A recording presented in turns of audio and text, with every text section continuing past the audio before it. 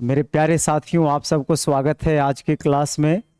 तो आज पिनाइकल के बुक से जितना भी बुक में ज्योमेट्री का कॉन्सेप्ट लिखा है वो सब का जो है आज जो है हम लोग क्लियर करेंगे। ए टू जेड जो है यहाँ पे मिलने वाला है। लगभग 70 स्लाइड बनाया गया है और पूरे स्लाइड में ये कोशिश किया गया है कि जितना भी ज्योमेट्री का कॉन्सेप्ट है, यानी रेलवे पिनाइकल का जो PYQ बुक है उसमें जितना भी है ए टू जेड को मैंने क्या किया है, फोटो खींच करके PPT उसको बना करके स्लाइड बाय स्लाइड जो है समझाने का कोशिश मैं करूँगा। तो आप मेरे साथ बने रहेंगे। पूरा कॉन्सेप्ट पहले एक बार रिवाइज कर लीजिए। जैसे ही आप पूरा कॉन्सेप्ट रिवाइज कर लेते हैं तब हम लोग जो है उसके PYQ का सॉल्यूशन करेंगे तो बहुत मज़ा आएगा और समझ में भी आएगा। ज़रूरी है कि इसमें क्या क्या फॉर्मूलेज हैं और क्या क्या कॉन्सेप्ट है, क्या क्या थ्योरम है, उसको एक बार बारीकी से समझ लें ताकि जब हम लोग प्रॉब्लम की ओर चलें तो फिर ज़्यादा प्रॉब्लम का फेस हम लोग को ना करना पड़े। ठीक है, उम्मीद करता हूं कि आप टिकेंगे और मेरे साथ बने रहेंगे। तो चलिए बिना टाइम वेस्ट किए हुए अपनी बात को शुरू करते हैं। एकदम जीरो लेवल से एकदम जो है एडवांस लेवल तक हम लोग अपनी बात को पहुंचाएंगे, क्योंकि यहाँ पे टोटल 71 स्लाइड आपको दिख रहा होगा। तो अभी तो ये पहला स्लाइड है और सारे फार्मूला यहाँ पे हम लोग कवर करने वाले हैं, लेकिन इसमें कुछ छूटना नहीं चाहिए। तो चलिए, सबसे पहले बात किया जा रहा है रेखाएं का कि रेखाएं क्या होती है। देखिए, किसी प्लेन में दो प्रकार के रेखाएं हो सकती हैं। या तो वो पैरेलल हो सकती है या तो वो इंटरसेक्टिंग हो सकती है। इसके अलावा तीसरे प्रकार का लाइन ड्रॉ नहीं किया जा सकता है। कहिए कैसे? आप कहेंगे कि अगर मैं इस तरह से खींच दूंगा तो ये लाइन ना तो पैरेलल है और ना तो इंटरसेक्टिंग लाइन है। ये तो बिल्कुल तीसरे टाइप का हो गया। लेकिन लाइन का मतलब ही होता है कि आगे पीछे अनंत दूरी तक हम बढ़ा सकते हैं, तो इसको बढ़ाएंगे तो कहीं ना कहीं जाकर कटेगा, और ये कटेगा तो ये हो जाएगा प्रतिच्छेदी रेखाएं, यानी इंटरसेक्टिंग लाइंस। तो किसी प्लेन में जो लाइन होती है वो दो प्रकार के, या तो पैरेलल या तो इंटरसेक्टिंग। अब बात आता है कि पैरेलल लाइन क्या होता है। तो रही बात पैरेलल लाइन को समझने का, तो पैरेलल लाइन का मतलब होता है कि जब दो लाइन आप किसी प्लेन में आप खींच रहे हैं तो अनंत काल तक आप खींचते चले जाएंगे, कहीं एक दूसरे को काटेगा नहीं, मिलेगा नहीं। ठीक है, तब जो है इसको बोला जाता है पैरेलल लाइन। मतलब परपेंडिकुलर डिस्टेंस अगर हम मेजर करें तो परपेंडिकुलर डिस्टेंस सब जगह सेम आएगा। यहाँ मान लो 10 मीटर आया तो यहाँ भी 10 मीटर आएगा, यहाँ भी 10 मीटर आएगा। तो सब जगह अगर परपेंडिकुलर डिस्टेंस सेम है तो ये दोनों लाइन को बोला जाएगा पैरेलल लाइन। ये दोनों लाइन को क्या बोला जाएगा? Parallel line. उम्मीद करता हूं कि पैरेलल लाइन का मतलब आप समझ गए होंगे। अब जब दो लाइन पैरेलल हो, जब दो लाइन पैरेलल हो मेरे मित्र, आप कोई तीसरी लाइन इसे काटे, तो तीसरी लाइन काटे तो इसको बोला जाता है ट्रांसवर्स लाइन। ट्रांसवर्स लाइन यानी अनुप्रस्थ रेखाएं। ठीक है, अनुप्रस्थ रेखाएं जब ये काटता है तो यहाँ पे बहुत सारे एंगल बनता है। जैसे मैं कुछ एंगल का नेम नोट कर देता हूँ, 1 2 3 4 5 6 7 8। ठीक है, ये सब एंगल होता है। अब ये एंगल को समझना बहुत जरूरी है। तो सबसे पहले इसमें समझिए कि संगत के कोण, यानी संगत कोण क्या होता है। संगत कोण यानी कॉरेस्पॉन्डिंग एंगल। कॉरेस्पॉन्डिंग एंगल, तो संगत के कोण का मतलब होता है कि ट्रांसवर्सल के एक ही साइड का एंगल होना चाहिए। मतलब मान लो ये प्रतिच्छेदी रेखाएं हैं तो इसके एक ही साइड का दो एंगल होना चाहिए, और वो भी दोनों एंगल या तो पैरेलल लाइन के ऊपर होगा या तो नीचे होगा। अगर आप ऊपर देख रहे हैं तो यहाँ ऊपर में 5 है, और दूसरे साइड में ऊपर देखना चाहते हैं तो यहाँ 2 है, तब 5 और 2 एक दूसरे का कॉरेस्पॉन्डिंग एंगल कहलाएगा। अगर आप नीचे उतरना चाहते हैं तो नीचे उतर जाइए 3, और यहाँ नीचे उतरिएगा तो आ जाइएगा 7 के पास। तो 3 और 7 ये सब संगत के कोण कहलाएगा, यानी कॉरेस्पॉन्डिंग एंगल कहलाएगा। उसी प्रकार इधर भी संभव है, 1 बराबर 6 होगा और 4 बराबर 8 होगा। तो संगत के कोण आप समझ गए होंगे। ठीक है, अगले स्लाइड में हम बातचीत करते हैं। लिखा भी यही है कि संगत के कोण, तो संगत के कोण तो अभी मैंने आपको समझा दिया कि जब दो लाइन आपस में पैरेलल हो और एक तीसरी लाइन इसे काटने का काम करे तो यहाँ पे जो एंगल बनता है 1 2 3 4 5 6 7 8, तो इसमें अभी मैंने जाना कि संगत के कोण यानी कॉरेस्पॉन्डिंग एंगल क्या होता है। दूसरे पार्ट में हम लोग समझते हैं कि एकांतर के कोण। एकांतर दो प्रकार के हो सकता है, एक होता है एकांतर अंतः कोण और एक होता है एकांतर बहिष कोण, यानी अल्टरनेट इंटीरियर एंगल्स, और एक होगा अल्टरनेट एक्सटीरियर एंगल्स। हम दोनों एंगल को समझते हैं। तो पहले एकांतर अंतः कोण समझते हैं कि एकांतर अंतः कोण क्या होता है। तो ये एकांतर अंतः कोण जो होता है ना, पहली तो बात है नाम में ही पता चल रहा है कि अंदर में होना चाहिए और वो भी अल्टरनेट होना चाहिए। मतलब एक वो अगर इधर है तो दूसरा इधर होना चाहिए। ये 4 और 5 जो आप देख रहे हैं ये एकांतर अंतः कोण है। उसी प्रकार 3 और 6 ये भी एकांतर अंतः कोण है। और एकांतर अंतः कोण आपस में क्या होता है, बराबर होता है। अगर एकांतर अंतः कोण बराबर होगा तो ये लाइन पैरेलल होगा, और अगर ये लाइन पैरेलल होगा तो एकांतर अंतः कोण आपस में बराबर होगा। ये दोनों बात को आप ध्यान में रखेंगे, ठीक है। एक होता है एकांतर बहिष कोण यानी अल्टरनेट एक्सटीरियर एंगल्स। एकांतर में होना चाहिए लेकिन बाहर में, जैसे एकांतर में इधर ले लेते हैं एक, ठीक है, बाहर है लाइन के और ये भी लाइन के बाहर है, तो 1 बराबर 7 अगर लिखिएगा तो ये भी अल्टरनेट एंगल ही है लेकिन ये एक्सटीरियर का पार्ट हो गया, तो 1 बराबर 7। उसी प्रकार से एंगल 2 बराबर जो होगा एंगल 8 होगा और ये कहलाएगा अल्टरनेट एक्सटीरियर एंगल, ठीक है। तो ये उम्मीद करता हूं कि ये बात आपको समझ में आ गया होगा। अगली बात समझते हैं कि शीर्षाभिमुख कोण क्या होता है, वर्टिकली अपोजिट एंगल्स। तो वर्टिकली अपोजिट एंगल क्या होता है, आइए सीखते हैं। वर्टिकली अपोजिट एंगल का मतलब जब दो लाइन एक दूसरे को काटे तो ये जो आप एंगल देखते हैं ना, ये बराबर ये, तो इसको बोला जाता है वर्टिकली अपोजिट एंगल। क्या बोला जाता है, वर्टिकली अपोजिट एंगल। जैसे यहाँ 1 बराबर 3, 2 बराबर 4, 6 बराबर 7, 5 बराबर 8, ये सब होगा और इसको बोला जाएगा वर्टिकली अपोजिट एंगल। एक होता है आसन कोण, इंग्लिश में बोले तो एडजेसेंट एंगल। देखिए पूरा ये हिंदी में लिखा हुआ है लेकिन घबराइए नहीं, सबको मैं इंग्लिश में मेन जो बात रहेगा उसको मैं बोल दूंगा। तो इसको बोलते हैं एडजेसेंट एंगल। एडजेसेंट एंगल्स क्या होता है, इसके लिए कंडीशन क्या है कि कोई भी आप लाइन पर अगर एंगल देख रहे हैं तो लगातार एंगल को देखिए, जैसे 1 के बाद देखिए तो 2 को देखिए, तो 1 2 जो है एडजेसेंट एंगल कहलाएगा। उसी तरह से 1 के बाद देखना है तो 1 4, कोई भी लगातार 2 एंगल को अगर आप देख रहे हैं इसमें तो ये सब जो है आसन कोण कहलाएगा। क्या कहलाएगा, आसन कोण कहलाएगा, यानी एडजेसेंट एंगल कहलाएगा। आगे बातचीत में कहता है कि अगर 2 लाइन आपस में पैरेलल हो इस तरह से और ये ट्रांसवर्सल रहे इसको काटने वाला, तो एक ही तरफ के आंतरिक कोणों का जो योग होता है वो 180 डिग्री होता है। मतलब अगर ये एंगल 1 है और ये एंगल 2 है तो एंगल 1 और एंगल 2 को अगर जोड़िएगा ना तो इसका वैल्यू 180 डिग्री होगा। एक ही ओर के अंतः कोणों का योग कितना होगा, 180 डिग्री होगा, ठीक है। अच्छा, उसी प्रकार से इधर अगर लिखिएगा तो मान लो यहाँ 3 लिख लें, यहाँ हम 4 लिख लें, तो एंगल 3 और एंगल 4 का जो सम होगा यहाँ भी कितना हो जाएगा, 180 डिग्री होगा। दूसरी बात, बाहर में भी अगर एंगल को जोड़ेंगे एक ही साइड के तो भी 180 होगा। मतलब मान लो ये एंगल 5 है और ये एंगल 6 है, तो यहाँ 5 और 6 का भी सम जो होगा वो कितने डिग्री का होगा, 180 डिग्री का होगा। रीजन, क्योंकि 5 बराबर 2 हो जाएगा और 6 बराबर 1 हो जाएगा, 1 + 2 तो पहले से पता है 180 होगा। इसीलिए ये एंगल और ये एंगल को भी जोड़िएगा तो 180 आएगा, ये एंगल और ये एंगल को भी जोड़िएगा तो 180 आएगा, इसको भी जोड़िएगा तो 180 आएगा, और इसको भी जोड़िएगा तो कितना आएगा, तो 180 डिग्री आएगा।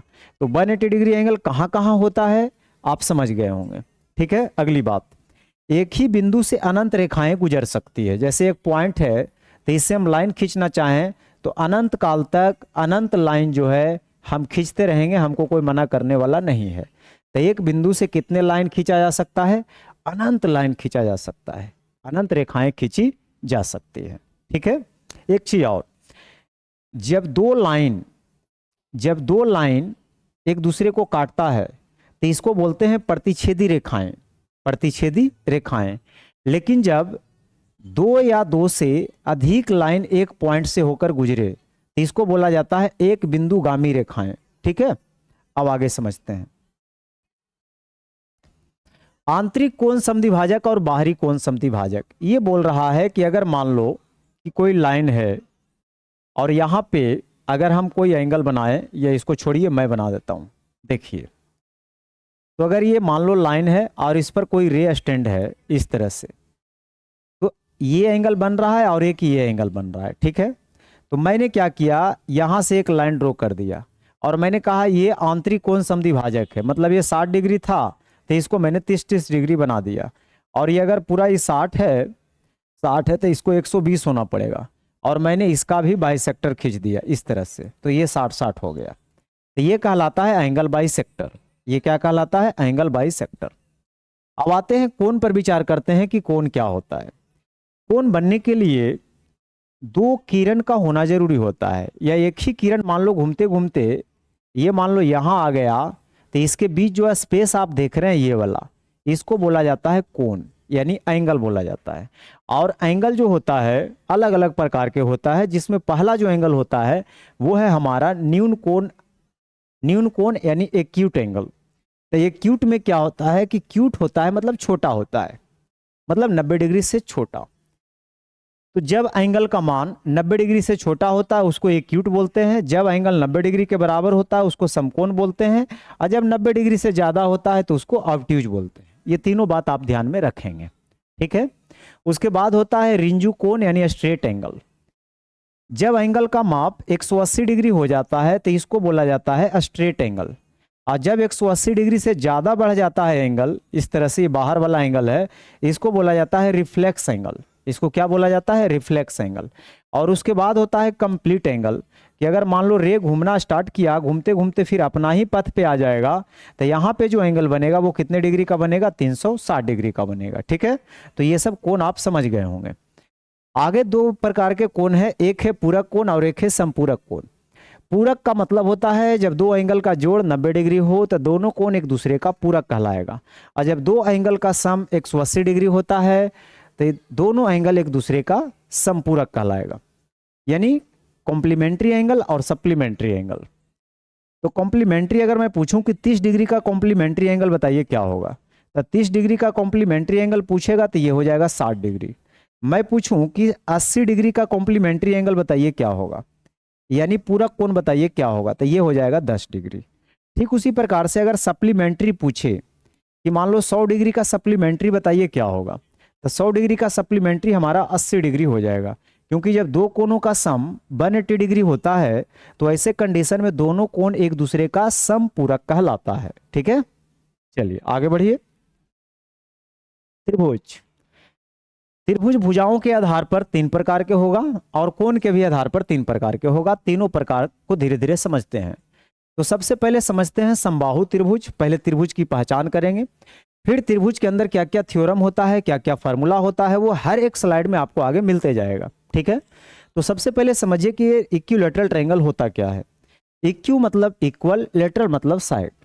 जब ट्रायंगल के तीनों साइड आपस में बराबर होता है तो ऐसे ट्रायंगल को बोला जाता है इक्विलैटरल ट्रायंगल।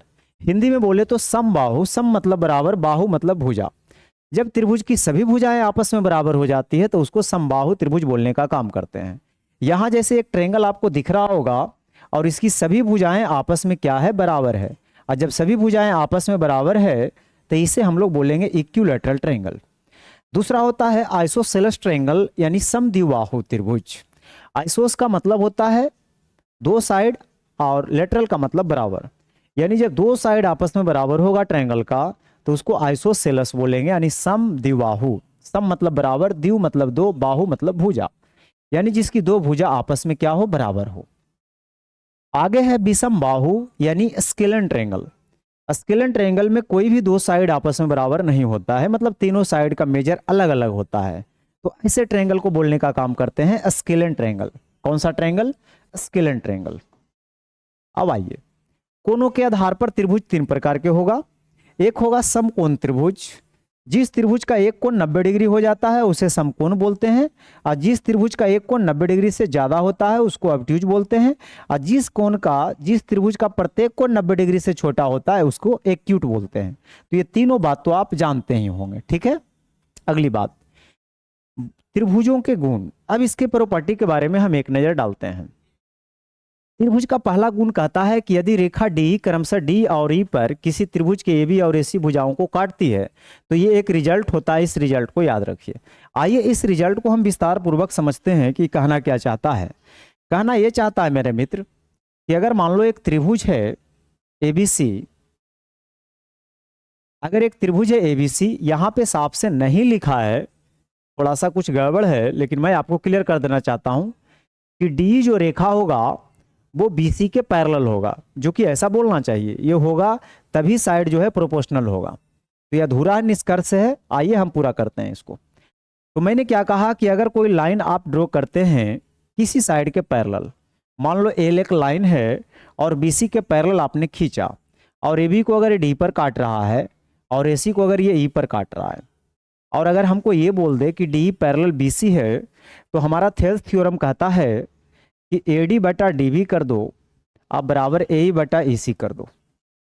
ठीक है, अगली बात, रेशियो कई तरीकों से किया जा सकता है। जैसे मैं इधर पहले बोल दूं कि मैं पहले AB लिखूंगा और बाद में DB लिखूंगा, तो EC के कॉरस्पॉन्डिंग हमें U साइड भी रेशियो करना होगा। अगर इधर A से B तक आप जा रहे हैं तो इधर आपको A से पहले C तक जाना होगा, AC, और यहाँ DB आप लिख रहे हैं तो यहाँ पे आपको EC लिखना पड़ेगा।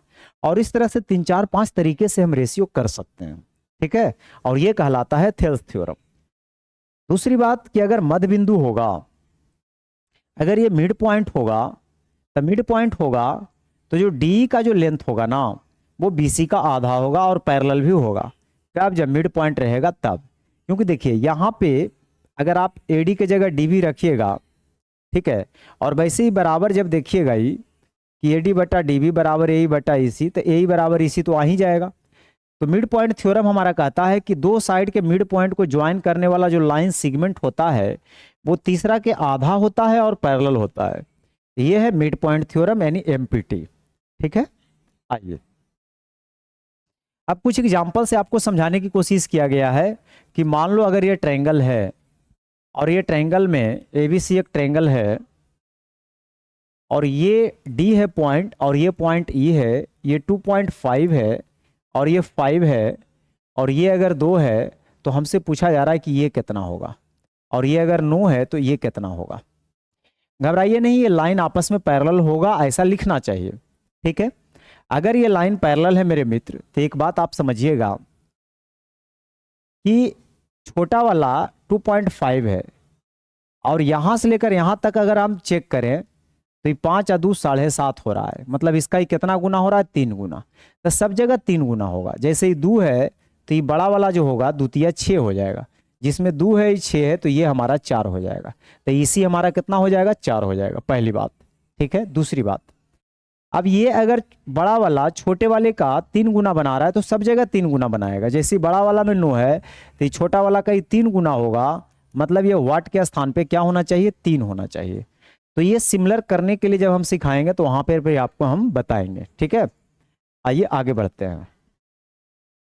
आंतरिक कोण समद्विभाजक क्या होता है? आंतरिक कोण समद्विभाजक को समझते हैं कि जैसे मान लो एक ट्रायंगल है ABC और हम एंगल B का समद्विभाजक खींचें BD, ये समद्विभाजक है। तो एंगल B का इंटरनल बाइसेक्टर है एंगल B का, तो यहां से एक फार्मूला होता है BA बटा BC, यानी जिस कोण को समद्विभाजित किया जा रहा है उस कोण से पढ़ना चालू करिए। तो BA बटा BC, और A पर इंड किए हैं तो A से जाइए D के पास यानी AD, और यहाँ C पर इंड किए हैं तो C से जाइए D के पास CD। तो ये जो थ्योरम है ये angle bisector, internal angle bisector theorem है। एक्सटर्नल में भी फार्मूला यही होगा, ध्यान रखना है। तो कई तरीकों से बाइसेक्ट कर सकता है, लेकिन आपको इसको करने के लिए आना चाहिए प्रयोग। तो देखिए मैं फिर से आपको समझाता हूं कि अगर मान लो ऐसा है और ऐसा है, थोड़ा सा कॉम्प्लिकेटेड बनाने की कोशिश हम करते हैं, और इसके अंदर एक ऐसा ट्रायंगल बनाते हैं DEF, और मैंने क्या किया? एंगल D का बाइसेक्टर खींचा, M तक ले गया, और मैं कहूंगा कि अगर ये बाइसेक्टर है तो रेशियो कैसे करिएगा करके बताइए।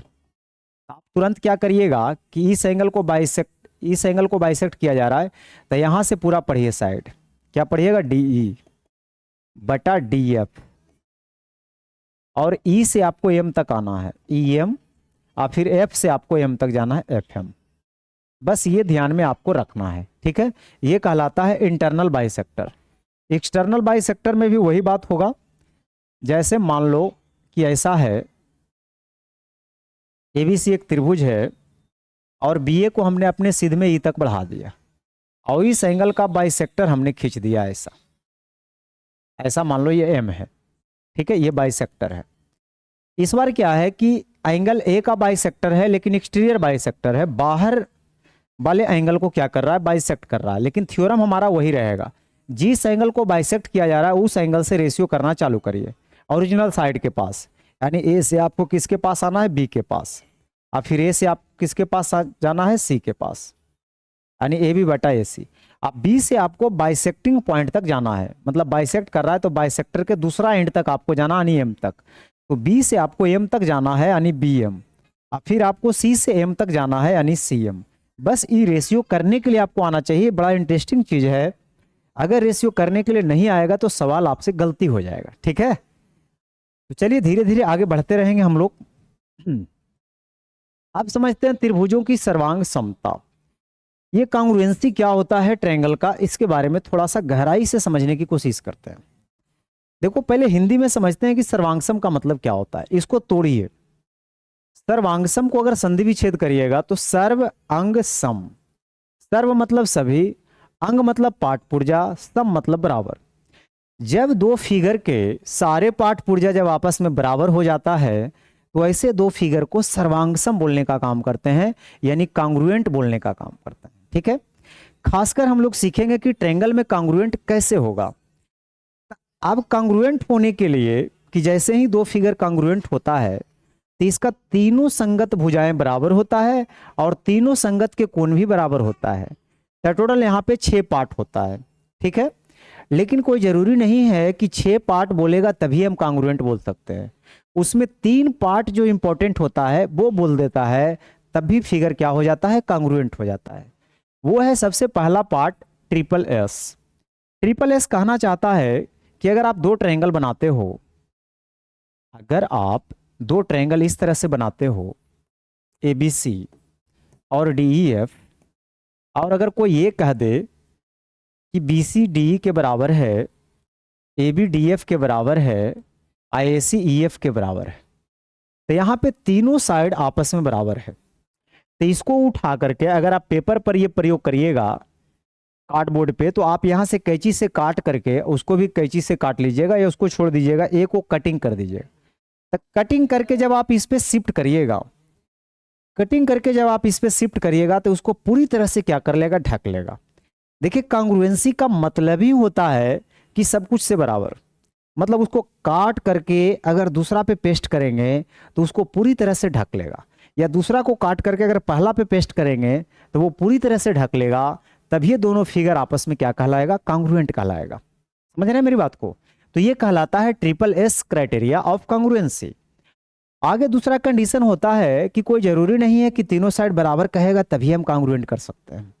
अगर कोई इंसान हमको ये बोल दे कि नहीं जी दो साइड और बीच का एंगल बराबर है, मान लो हम इस साइड को फिलहाल इग्नोर कर देते हैं, दो पाई वाले को हम इग्नोर कर देते हैं, मतलब ही नहीं बराबर है।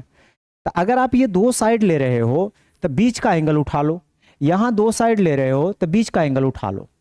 अगर ये कंडीशन भी कोई सेटिस्फाइड करा दे तब भी कोई दिक्कत नहीं है, इसको उठा के उस पर रखेंगे तो ढक लेगा, उसको उठा के इस पर रखेंगे तो ढक लेगा, तब भी ये फिगर क्या हो जाएगा, कांग्रुएंट होगा। मतलब जिसको मैंने नहीं बराबर किया था ऑटोमेटिक वो बराबर हो जाएगा, उसको बराबर कहने की जरूरत नहीं है। मेरी बात को समझ रहे हैं। और जैसे ही दो फिगर कांग्रुएंट होता है तो बचा हुआ जो पार्ट होता है सब कुछ बराबर हो जाता है, ठीक है। एक तीसरी कंडीशन होती है ए एस ए, मतलब कहता है कि अगर एक त्रिभुज का एक कोण ले लीजिए, फिर एगो साइड ले लीजिए, फिर एगो कोण ले लीजिए, फिर दूसरे त्रिभुज में एगो कोण ले लीजिए, फिर एक साइड ले लीजिए, फिर एगो कोण ले लीजिए, अगर इतना कंडीशन भी आप सेटिस्फाइड करा देते हैं तभी ये दोनों फिगर कांग्रुएंट होगा। मान लो यहाँ पे आपने 60 डिग्री का एंगल बनाया और ये 10 cm लिया, तो यहाँ भी तो आपको 60 डिग्री का एंगल बनाना पड़ेगा, ये भी तो आपको 10 cm लेना पड़ेगा। अब मान लो यहाँ पे आपने 40 डिग्री बनाया है तो यहाँ भी आपको 40 डिग्री बनाना पड़ेगा। अब देखिए अगर ऐसा फिगर बनाइएगा तो कहीं ना कहीं जाके तो जहाँ जाके ये मिलेगा वहाँ भी जाके ये मिलेगा, यानी इसको उठा के उस पर रखेंगे या उसको उठा के इस पर रखेंगे तो क्या कर लेगा, ढक ही तो लेगा। तो अगर कोई ए एस ए भी कह देता है तब भी फिगर कांग्रुएंट होता है, और कोई आर एच एस कह देता है तब भी फिगर क्या हो जाता है, कांग्रुएंट हो जाता है। आर एच एस का क्या मतलब होता है, आर से हो गया राइट एंगल, एच से हो गया हाइपोटेनस, आई एस से हो गया कोई एक साइड। मतलब मान लो ये 90 डिग्री है और यहाँ भी 90 डिग्री है। एच का मतलब हाइपोटेनस ले लीजिए और इसका हाइपोटेनस ले लीजिए। मतलब मान लो ये 90 डिग्री है और यहाँ भी 90 डिग्री है। मान लो ये 13 cm है और इसको मैंने 13 cm ले लिया, और इसको अगर मैं 12 cm लूँ और इसको मैं 12 cm लूँ, तब भी ये दोनों फिगर आपस में क्या हो जाएगा, कांग्रुएंट हो जाएगा। फिर ये बराबर ये ऑटोमेटिक हो जाएगा। ठीक है, तो 4 प्रकार के कांग्रुएंट होता है। फिर से मैं रिपीट कर देता हूं। एक ट्रिपल एस, इसका मतलब एक ट्रायंगल के 3 साइड दूसरे ट्रायंगल के करस्पॉन्डिंग 3 साइड आपस में बराबर होगा, तो ट्रिपल एस क्राइटेरिया से वो दोनों फिगर आपस में क्या होगा, कांग्रुएंट होगा। दूसरा मैंने बताया एस ए एस, यानी एक ट्रायंगल की 2 साइड और बीच का एंगल दूसरे ट्रायंगल के 2 साइड और बीच का एंगल अगर बराबर हो, दोनों फिगर आपस में क्या होगा, कांग्रुएंट होगा। तीसरा मैंने आपको बताया ए एस ए, यानी एक ट्रायंगल के एगो एंगल ले लीजिए, फिर कोई एगो साइड ले लीजिए, फिर उसके जस्ट बाद वाला एंगल लीजिए और दूसरे ट्रायंगल में सेम यही चीज फॉलो करिए, तो दोनों फिगर आपस में क्या हो जाएगा, कांग्रुएंट हो जाएगा। और कौन सा क्राइटेरिया से, ए एस ए क्राइटेरिया से। तीसरा मैंने बताया R H S, right angle hypotenuse side, यानी 2 राइट एंगल ट्रायंगल होना चाहिए। ठीक है, हाइपोटेनस दोनों का सेम होना चाहिए और कोई एक और साइड आपस में बराबर होना चाहिए। अगर ये कंडीशन फुलफिल होता है तो दोनों ट्रायंगल आपस में क्या होगा, कांग्रुएंट होगा। और कौन सा condition, R H S condition से। ठीक है, उम्मीद करता हूं कि आप इसका मतलब समझ गए होंगे। अब समझते हैं कि त्रिभुज की समरूपता क्या होती है, सिमिलरिटी ऑफ ट्रायंगल्स। सिमिलरिटी और कांग्रुएंसी में क्या अंतर है। देखिए, 2 फिगर को कांग्रुएंट बोला वहां जा रहा था, तो दोनों फिगर शेप और साइज दोनों में इक्वल था, शेप भी और साइज भी। ठीक है, शेप का मतलब हुआ कि अगर एक ट्रायंगल है तो दूसरा को भी ट्रायंगल होना पड़ेगा। ऐसा नहीं कि एक ट्रायंगल और दूसरा स्क्वायर ले लेंगे और कहेंगे दोनों फिगर आपस में कांग्रुएंट है। तो वहां शेप के साथ साथ साइज का भी ध्यान रखना होता था, लेकिन यहाँ पे क्या है, सिर्फ शेप रहे बराबर, साइज का फिक्र छोड़ो, बड़ा छोटा भी रह सकता है या बराबर भी रह सकता है। वैसे मैं आपको बोल दूं कि अगर 2 फिगर कांग्रुएंट है तो 110% दोनों फिगर सिमिलर भी होगा, लेकिन कोई जरूरी नहीं है कि 2 फिगर सिमिलर होगा तो वो 100% दोनों फिगर कांग्रुएंट ही हो भी सकता है, नहीं भी हो सकता है, मे और मे नॉट भी पॉसिबल। तो समरूपता की कसौटी क्या है, तो इसके लिए 2 कंडीशन है, खासकर ट्रायंगल में, कि अगर 2 ट्रायंगल का कॉरस्पॉन्डिंग एंगल बराबर हो जाए और उसका साइड का रेशियो सेम हो जाए, तो दोनों फिगर आपस में क्या हो जाता है, सिमिलर हो जाता है। दोनों फिगर आपस में क्या हो जाता है, सिमिलर हो जाता है। ठीक है, आइए सिमिलरिटी का कौन कौन सा क्राइटेरिया होता है यहां पे छोड़ दिया है, मैं आपको क्लियर कर देता हूं।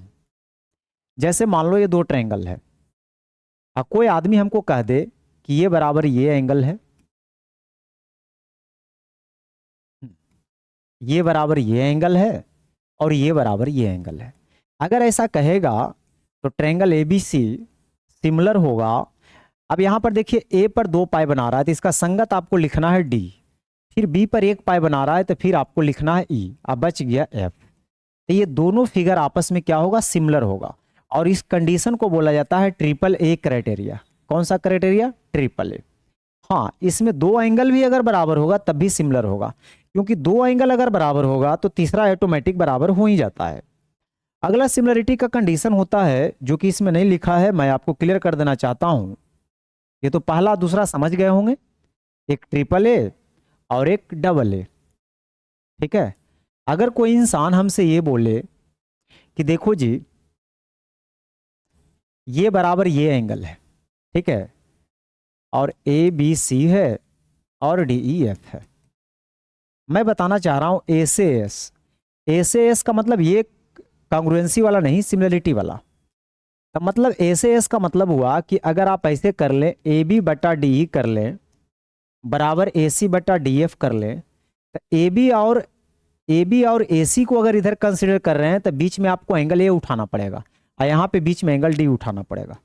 अगर इतना चीज कभी रह जाएगा लाइफ में बराबर, तब उसको बोला जाएगा कि ए से एस क्राइटेरिया से ये दोनों फिगर आपस में क्या होगा, कांग्रुएंट होगा। दोनों फिगर आपस में क्या होगा, कांग्रुएंट होगा। एक होता है triple S similarity. Triple S similarity का मतलब कि मान लो ए बी बटा डी ई आ गया बराबर बी सी बटा ई एफ आ गया, अब बराबर ए सी बटा डी एफ आ गया, तब भी ये दोनों फिगर आपस में क्या होता है, सिमिलर होता है। ठीक है, तो इतना बात आप ध्यान में रखेंगे। अब बात हम लोग समझते हैं कि जब सिमिलर हो जाएगा तो क्या क्या बातें हो सकती है। जब दो फिगर सिमिलर होगा तब क्या क्या संभावनाएं हो सकती है। तो देखो मेरे मित्र, अगर दो फिगर को आप सिमिलर बनाते हो, उधर ज्यादा ध्यान नहीं दीजिएगा, जो मैं बता रहा हूं उस पर ज्यादा फोकस करिएगा। ठीक है, वो तो एक बहाना है कि ताकि कोई कॉन्सेप्ट मिस न कर जाए, अदरवाइज मैं ऐसे भी पूरा पढ़ा देता, इससे कहीं ज्यादा पढ़ा देता ज्योमेट्री। देखिए, मैं आपसे ये बोलना चाह रहा हूं कि अगर कोई आदमी हमसे ये बोले कि ये जी दोनों फिगर आपस में क्या है, सिमिलर है। अगर ये दोनों फिगर आपस में सिमिलर है मेरे मित्र, दोनों फिगर आपस में सिमिलर है, तो कंडीशन ये बनता है पहला कि इसके जो एरियाज का रेशियो होगा, यानी एरिया ऑफ ट्रायंगल एबीसी बटा एरिया ऑफ ट्रायंगल डीईएफ। ठीक है, एबीसी और डीईएफ के एरिया का रेशियो क्या होगा। बात कभी भी एरिया का करेगा तो रेशियो में आपको ध्यान क्या रखना है, रेशियो में आपको ध्यान क्या रखना है मेरे मित्र, कि रेशियो जब भी करिएगा तो स्क्वायर करके करिएगा। साइड रहे, चाहे ऊंचाई रहे, चाहे माध्यिका रहे, चाहे कोण समद्विभाजक रहे, कोई भी रहे, एरिया कहने मात्र से आपको इधर स्क्वायर करना है। तो एरिया का जो रेशियो होगा संगत भुजाओं के वर्गों के अनुपात के बराबर होगा। आप संगत भुजा ले लीजिए, जैसे यहां अगर लिख दिया है तो ए बी का संगत डी हो जाएगा। ठीक है, स्क्वायर कर लीजिए। या अगर आप बी सी लिखना चाहते हैं तो बी सी का स्क्वायर बटे ई एफ का स्क्वायर, या ए सी का स्क्वायर बटे डी एफ का स्क्वायर। अब ये जरूरी नहीं कि तीनों आपको लिखना है, तीनों में से कोई एक लिख देना है, पहला चीज। अगली बात, अगर मान लो कल के डेट में यहाँ पे कोई ऊंचाई दे दे h1, आई दे दे h2, तब हम क्या करेंगे, यही बराबर हो जाएगा h1 का स्क्वायर बटे h2 का स्क्वायर। कल के डेट में ये माध्यिका दे देगा तब भी यही कंडीशन फॉलो होगा। कल के डेट में एंगल बाई सेक्टर दे देगा तब भी यही कंडीशन फॉलो होगा। मतलब ज्यादा आपको रटना नहीं है, समझना केवल ये है कि जो दो सिमिलर ट्रायंगल के जो एरियाज का रेशियो होगा, यानी क्षेत्रफल का जो अनुपात होगा, वो भुजा अगर रहेगा तो संगत भुजाओं के वर्गों के अनुपात के बराबर, ऊंचाई रहेगा तो संगत ऊंचाई के स्क्वायर के रेशियो के बराबर, माध्यिका रहेगा तो संगत माध्यिका के स्क्वायर के रेशियो के बराबर। समझ रहे हैं ना। अगर कोण समद्विभाजक रहेगा तो फिर उसके स्क्वायर के रेशियो के बराबर है, जो रहेगा उसके अनुसार से आप काम कर लीजिएगा। ये तो हो गया कि एरिया का रेशियो हम ऐसे करेंगे, लेकिन परिमिति का रेशियो कैसे करेंगे। तो परिमिति में कुछ नहीं करना है, जितना इसमें बन रहा है फॉर्मूला परिमिति से भी उतना ही बन सकता है। मतलब एरिया हटा के अगर यहाँ हम पेरीमीटर लिख देंगे तो खाली स्क्वायर सब जगह से हटा दीजिए, बाकी वही कंडीशन। इसमें तो बहुत कम लिखा है, लेकिन त्रिभुज एबीसी का परिमाप बटे पी क्यू आर का परिमाप जो होगा ये तो होबे करेगा, साथ में संगत ऊंचाई, साथ में माध्यिका और साथ में कोण समद्विभाजक, ये सारा कुछ इसमें भी होगा। तो ज्यादा रटिए नहीं, जो मैं बोलता हूं उस बात पे आप फोकस करिए। समझ रहे हैं मेरी बात को। चलिए आगे बढ़ते हैं। अब समझते हैं अगला स्लाइड में कि सर ऑर्थो सेंटर क्या होता है, शीर्षलंब क्या होता है। शीर्षलंब का सीधा मतलब होता है कि किसी ट्रायंगल में अगर आप लंब खींचते हैं तो मैक्सिमम 3 परपेंडिकुलर लाइन आप खींच सकते हैं, और तीनों परपेंडिकुलर लाइन जहां पे कटता है उसको बोला जाता है ऑर्थो सेंटर, यानी लंब केंद्र। यानी शीर्षलंबों के कटान बिंदु को क्या बोलते हैं, लंब केंद्र बोलते हैं। यही बोला है कि देखिए मान लो एबीसी एक ट्रायंगल है और यहाँ पर एडी, बीई और सीएफ, अगर 3 गो लंब खींचा गया और तीनों मान लो ओ पर काट रहा है, ठीक है, तो इसको बोलने का काम करेंगे लंब केंद्र, इसको बोलने का काम करेंगे लंब केंद्र। लिखा है ऊंचाई के रूप में भी जाना जाता है, त्रिभुज के शीर्ष से उसके विपरीत भुजा पर बनाए गए लंब को शीर्षलंब कहा जाता है। जिस बिंदु पर शीर्षलंब मिलते हैं उसे लंब केंद्र कहते हैं, वही चीज लिखा है।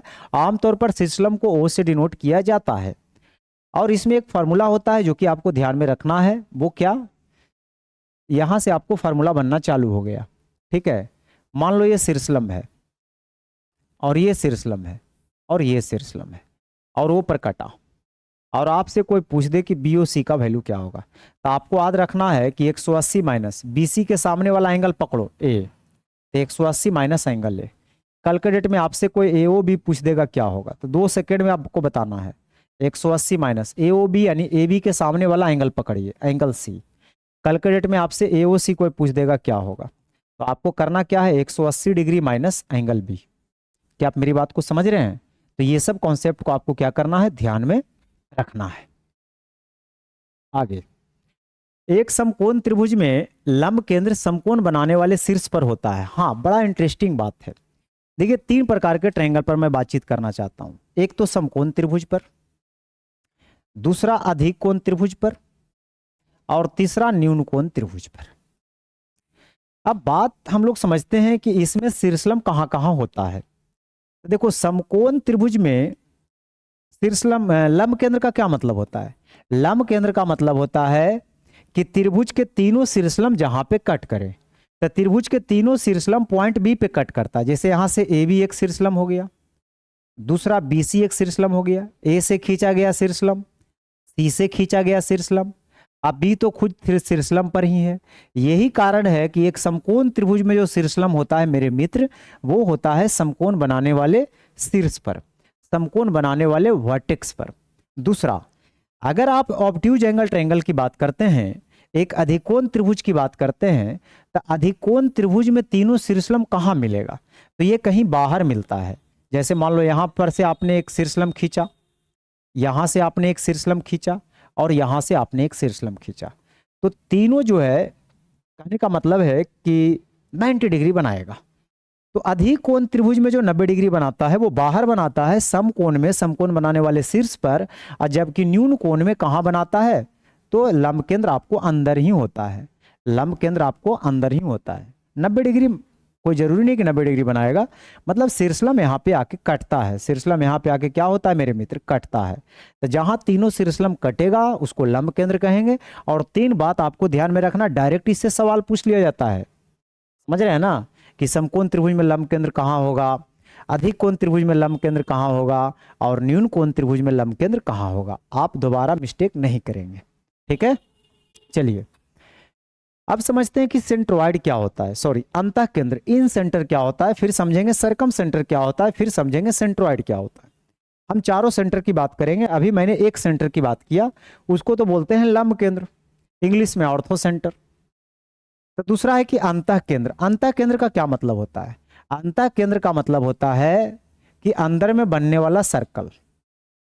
अच्छा, अंदर में जब सर्कल बनेगा तो सर्कल का अपना सेंटर होगा, सर्कल का अपना क्या होगा, सेंटर होगा।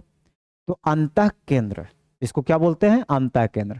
अब अंतः केंद्र से अंतःवृत्त की रचना होती है, यानी जिस बिंदु पर किसी त्रिभुज के आंतरिक कोनों के समद्विभाजक मिलते हैं उसे अंतः केंद्र कहते हैं। कल के डेट में अंतः केंद्र की खोज करना होगा तो आप कैसे करिएगा? अगर आपसे कोई पूछ देगा तो आप क्या करिएगा, इसके अंदर जो तीनों एंगल बन रहा है, ये तीनों एंगल का बाइसेक्टर खींचिएगा, 30 एंगल का बाइसेक्टर खींचिएगा, 30 एंगल का बाइसेक्टर खींचिएगा। तीनों एंगल का बाइसेक्टर जहां पे मिलेगा मेरे मित्र, उस पॉइंट को हम लोग बोलने का जो काम करते हैं वो क्या बोलते हैं, ऑर्थो सेंटर बोलने का काम करते हैं। ऑर्थो सेंटर नहीं, अंतः केंद्र यानी इन सेंटर, क्या बोलते हैं, इन सेंटर हम लोग बोलने का काम करते हैं। अब सुनिएगा, इन सेंटर को जनरली अगर आई से आप डिनोट कर रहे हैं, अगर यहाँ पे आई बन रहा है तो ये तो कौन समद्विभाजक है मेरे मित्र। एक चीज मुझे और बताना है कि अगर एक ट्रायंगल है ABC, एक ट्रायंगल है ABC और इसका बाइसेक्टर आपने खींचा, इसका बाइसेक्टर आपने खींचा, ठीक है, अंतः कोण का बाइसेक्टर, तो ये जो एंगल BOC होता है इसका मान जो होता है 90 प्लस एंगल A/2 होता है। लेकिन इसमें अगर मान लो कि इसको हम बाहर बढ़ा दें ऐसे, तो इसका एक्सटीरियर एंगल का बाइसेक्टर मान लो यहां पर मिला, तो BOC अगर निकालिएगा तो हो जाएगा 90 minus A/2, 90 minus A/2।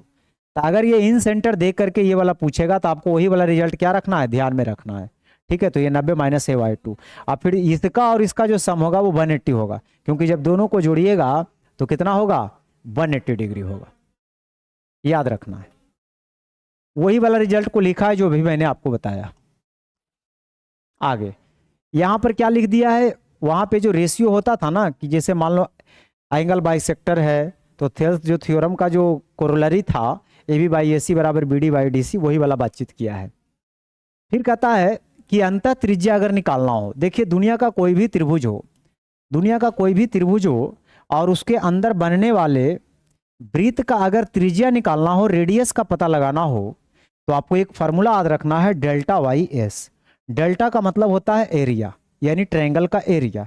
S का मतलब होता है सेमी पेरीमीटर, सेमी पेरीमीटर यानी आधा परिमाप। इतना कर दीजिएगा तो वो क्या निकल जाएगा, वो आपको निकल जाएगा क्या चीज, अंतःवृत्त की त्रिज्या। ठीक है, इसमें कुछ और रिजल्ट होता है जो कि आपको ध्यान में रखना है। जैसे एक रिजल्ट और भी होता है कि जैसे मान लो इन सेंटर ऐसे बना, इसके अंदर मान लो आपने सर्कल बनाया, ठीक है, ये एंगल बाइसेक्टर था, ये एंगल बाइसेक्टर था और ये एंगल बाइसेक्टर था, ये आई पर मिला और ये ए बी सी है। तो ये कहता ए आई और आई डी, ए आई और आई डी का जो रेशियो होगा, ए आई और आई डी समझ रहे हैं ना, ये स्लाइड में यहाँ पे जो बातचीत किया था ए आई और आई डी, हाँ, तो इसका जो रेशियो होगा ये याद रखना बहुत जरूरी है, क्योंकि प्रॉब्लम सोल्व करने में काम देगा आपको। कहाँ बढ़ गए, हाँ, इसमें ए आई और आई डी का जो रेशियो होगा याद रखना है।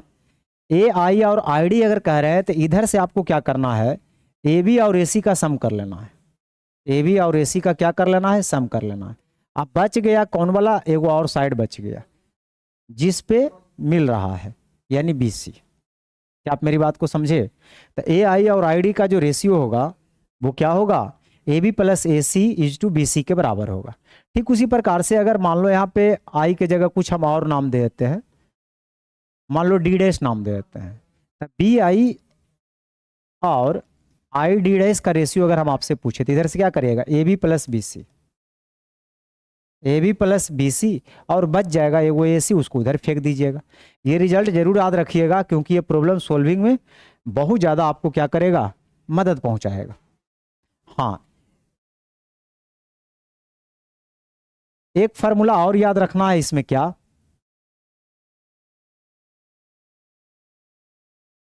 फार्मूला एक ये याद रखना है कि कौन समद्विभाजक की लंबाई। हाँ देखिए, यहाँ स्लाइड बना बना करके अगर आपको बोला जाता है तो एक चीज जानना जरूरी है कि कोई चीज छूटेगा नहीं। अब ऐसे अगर मैं डायरेक्ट पढ़ाता तो कहीं से ज्यादा पढ़ा देता, लेकिन मेन बात कभी कभी छूट जाता।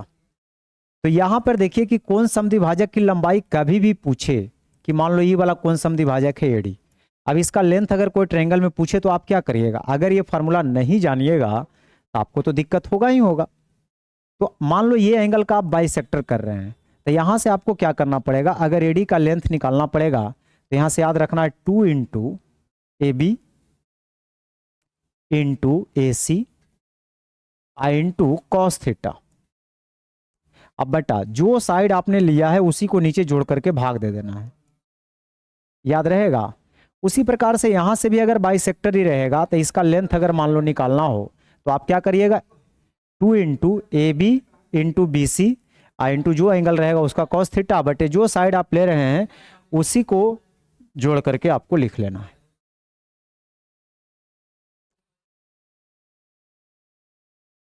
परिकेंद्र क्या होता है, परिकेंद्र का मतलब होता है सरकम सेंटर, सरकम सेंटर।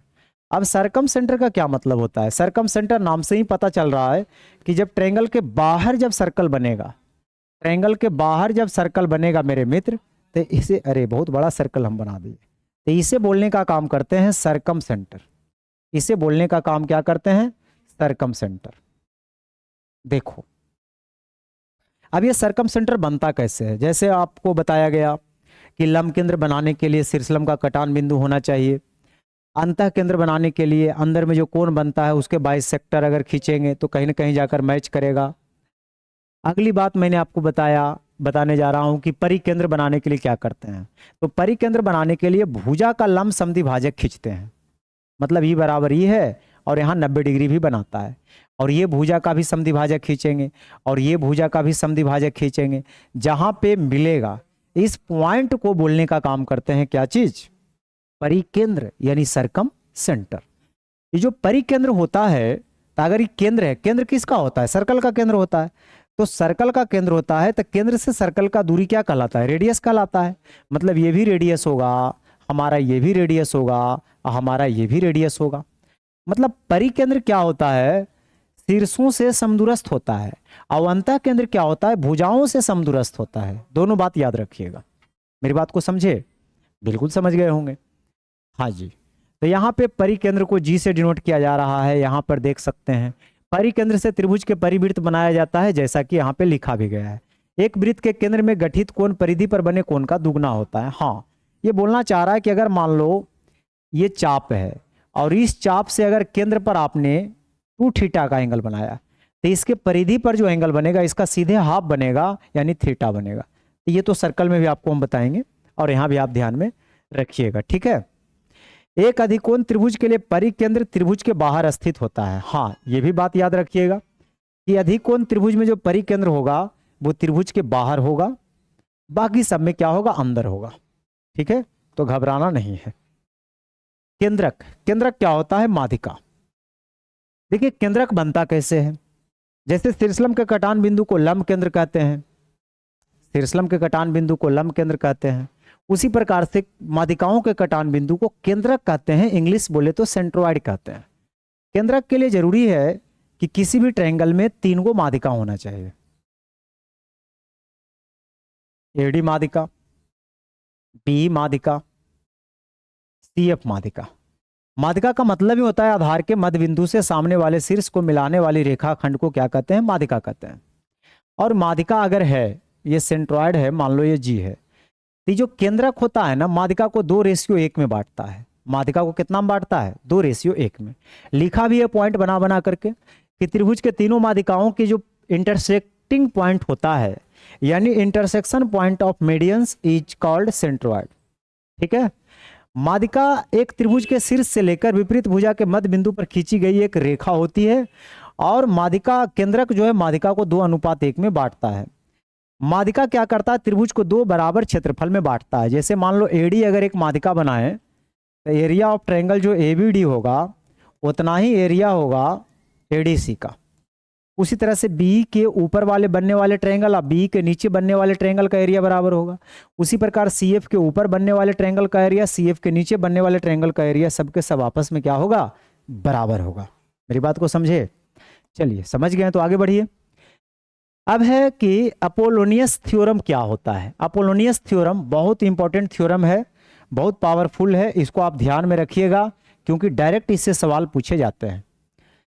इसके लिए करना क्या होता है कि किसी भी ट्रायंगल में बेस के मिड पॉइंट से अगर अपोजिट वर्टेक्स को आप ज्वाइन करते हैं, यानी अगर इसको आप मीडियन बनाते हैं, और अगर ये 10 बराबर 10 होता है मेरे मित्र, मेरे भाई, ये 10 बराबर 10 होता है, तो याद रखना इसमें क्या है कि ए बी का स्क्वायर प्लस ए सी का स्क्वायर ये बराबर होगा ट्वाइस ऑफ, एक ले लेना है एडी और एक आपको बीडी लेना है, चाहे डीसी लेना है, चाहे बीसी बटे 2 लेना है, जो दिल करे, क्योंकि यहाँ पे बीडी बराबर डीसी बराबर बीसी बाई 2 है। तो इतना में जो दिल करे उसको आप लिख लीजिए, उसमें कोई दिक्कत परेशानी वाली बात नहीं है। उम्मीद करता हूं कि ये थ्योरम को भी आप ध्यान में रखेंगे, क्योंकि जस्ट ही इसके बाद हम लोग जब प्रॉब्लम पे आएंगे ना, तो वहां मैं आपसे ये सब चीज पूछूंगा और आप इसका जवाब दीजिएगा, नहीं दीजिएगा तो फिर आपको पूछा जाएगा। अब कहता है त्रिभुज के तीनों माध्यिकाओं त्रिभुज के 6 बराबर भागों में बांटती है। बहुत सुंदर बात है कि अगर आप 3 माध्यिका इसमें बनाते हैं तो 3 माध्यिका से कितना ट्रायंगल बन रहा है, तो अंदर में जितना भी ट्रायंगल बन रहा है 1 2 3 4 5 6, ये सबका सब एरिया में आपस में क्या होगा? बराबर होगा।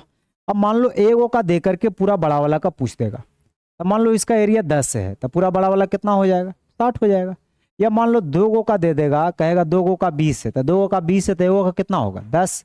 तो पूरा बड़का का पूछ ले, चाहे 2 3 गो 4 गो मिलाकर पूछे, सब में तो एक ही बात है। तो ये सब बात को आपको ध्यान में रखना है। हाँ, एक चीज इसमें और याद रखिएगा, ये सब तो खैर कर ही लीजिएगा, लेकिन अगर ये मिड पॉइंट है, ये मिड पॉइंट है क्योंकि मीडियन है, तो ये वाला जो ट्रायंगल का एरिया होगा ना, पूरे बड़का वाले ट्रायंगल के एरिया का 1/12 गुना होगा। कहाँ लिखा है 1/12 गुना? नहीं लिखा है तो फिर अगला स्लाइड में लिखेगा।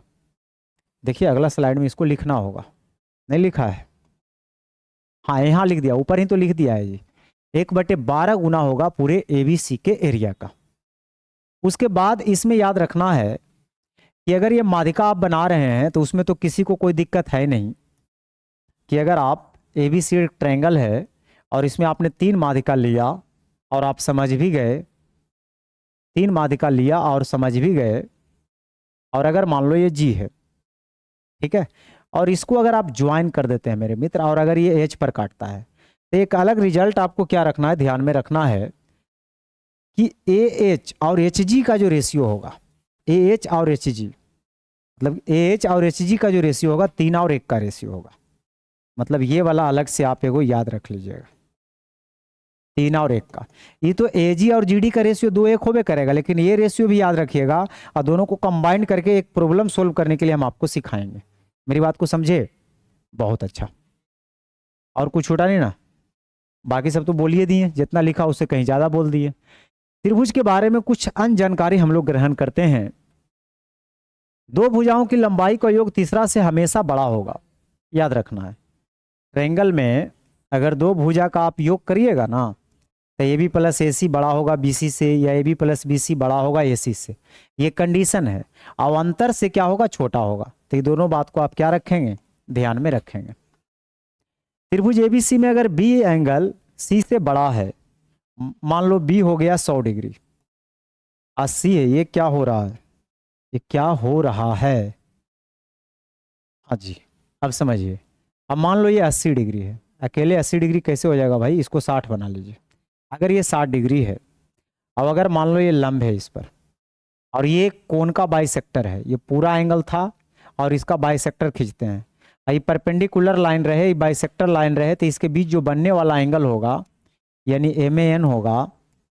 ये बहुत इंपॉर्टेंट बात है, डायरेक्ट इससे सवाल में पूछ देता है। तो ये दोनों का आपको डिफरेंस कर लेना है और 2 से भाग दे देना है, तो बीच वाला एंगल निकल जाएगा।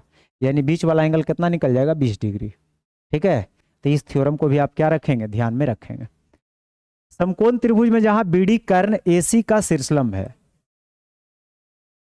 कर्ण अगर AC ले लेते हैं, अब BD जो है AC पर शीर्षलंब है यानी 90 डिग्री बना रहा है, ठीक है, तो BD का जो लेंथ होगा, BD का जो लेंथ होगा आपको याद रखना है AB गुना BC, AB गुना BC बटा AC होगा। ये कैसे? तो इसका एरिया 2 तरह से आप निकाल सकते हैं। एक तो एरिया निकालिएगा तो हाफ बेस इंटू हाइट, एक बार बेस आप BC को ले लीजिएगा तो हाइट AB को ले लीजिएगा, दूसरे बार में बेस आप AC को ले लीजिएगा तो हाइट आप BD को ले लीजिएगा। 1/2 से 1/2 कट जाएगा, और BD निकालना हो तो BC इंटू AB आप बटा AC कर लीजिए, बराबर क्या हो जाएगा, BD। तो यहाँ से भी आप सोल्व करके इसको निकाल सकते हैं। ठीक है, इसी प्रकार BE एक माध्यिका है जो कर्ण AC पर खींची गई है। मतलब अगर नाम इसको चेंज करके मान लो ये अगर E देते हैं, BE एक माध्यिका है, तो माध्यिका का मतलब होता है आधार के मध्य बिंदु से। तो किसको नहीं पता, AE बराबर EC होगा, आप बराबर BE होगा, ये सब के सब बराबर हो जाएगा, क्योंकि ये सब फिर रेडियस हो जाएगा, ये सब क्या हो जाएगा, रेडियस हो जाएगा। ठीक है, AC का आधा भी हो जाएगा। हाँ, अगर ऐसा बात है तो इसमें 3 गो बात है, तीनों बात को आप ध्यान में रखेंगे, याद रखेंगे। देखिए, अगर मान लो ABC में A पर 90 डिग्री बना रहा है और AD लंब खींचा गया किस पर, BC पर, तो 3 गो थ्योरम आपको याद क्या रखना है। पहला थ्योरम AD का स्क्वायर, तो पहला थ्योरम AD का स्क्वायर याद रखने के लिए D से आपको उठ के जाना है C तक और B तक, यानी DC इंटू DB, याद रहेगा। ये आता कैसे है, तो ट्रायंगल को सिमिलर कर दीजिएगा, साइड को फिर प्रोपोर्शनल कीजिएगा, क्रॉस गुना करिएगा तो ऑटोमेटिक आ जाएगा। दूसरी बात हमें याद रखना है कि AB का स्क्वायर, याद रखने का लॉजिक भी सीखिए। अगर मुझे AB का स्क्वायर निकालना है तो हम क्या करेंगे, B से चलना चालू करेंगे। तो B से पहले जाएंगे D के पास यानी BD, और फिर B से जाएंगे किसके पास, C के पास यानी BC। अगर मैं जैसे बता रहा हूं उस तरीके से अगर आप ध्यान में रखिएगा तो आपको कभी कोई दिक्कत नहीं होगा। ठीक है। तीसरी बात, अगर आपसे मान लो AB का स्क्वायर AC का स्क्वायर निकालना रहे तो घबराइए नहीं, आप C के पास पहुंच चुके हैं तो C से पहले जाइए किसके पास, D के पास। आप फिर C से चले जाइए किसके पास, B के पास। बस 3 गो रिजल्ट इसमें है। यही सब तो आता है। देखिए ये सब जो याद कर लेते हैं ना वो सवाल को जल्दी करके निकल जाते हैं, और जो नहीं याद करते हैं वो सोचते हैं कि अच्छा हम तो विद्वान हैं, हम तो निकाल लेंगे ना एग्जाम के टाइम में। तो इतना भी टाइम नहीं होता कि आप निकाल लीजिएगा, आप ही निकल जाइएगा। इस बात को हमेशा ध्यान में रखना है कि ये सब रिजल्ट को आपको याद रख लेना है। ठीक है अनिल, हाँ, तो इसको आप क्या रखेंगे, ध्यान में रखेंगे। अगली बात आपको याद क्या क्या रखना है, त्रिभुज के सूत्र के पास आते हैं। अब त्रिभुज के सूत्र में ये स्लाइड में तो कुछ है भी नहीं, बस ऐसा ही टाइम पास किया गया है। तो चलिए एक आध सेकंड के लिए हम लोग टाइम पास भी कर लेते हैं। वीडियो कैसा लग रहा है इस पॉइंट पे आकर के मुझे कमेंट करके बताइए। हम तो अभी आगे बढ़ेंगे ही, लेकिन मैं चाहता हूं कि यहां तक मैं कैसा रहा हूं, जब तक मैं थोड़ा सा पानी आपके सामने पी लेता हूं। ठीक है, जब तक आप थोड़ा सा माइंड को रेस्ट दे दीजिए 2 सेकंड के लिए।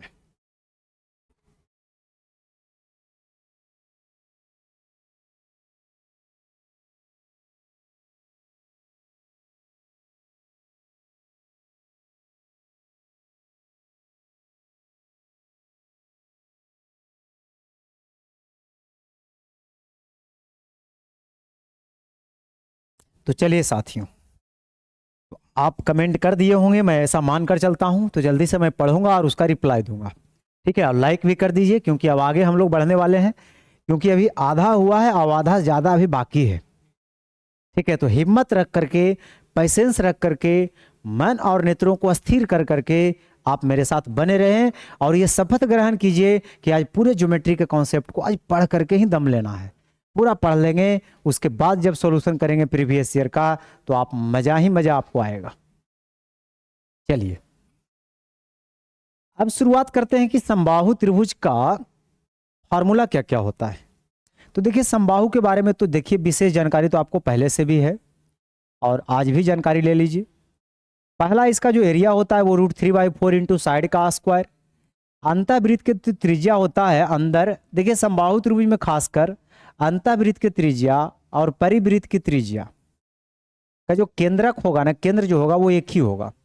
ठीक है, और इसका जो रेशियो होगा वो 2 और 1 का रेशियो होगा, कैपिटल R और स्मॉल r का। तो अंतःवृत्त की त्रिज्या अगर निकालना रहेगा, मान लो इसका लेंथ आपको निकालने की जरूरत पड़ गया, तो आपको याद क्या रखना है, भुजा y 2√3।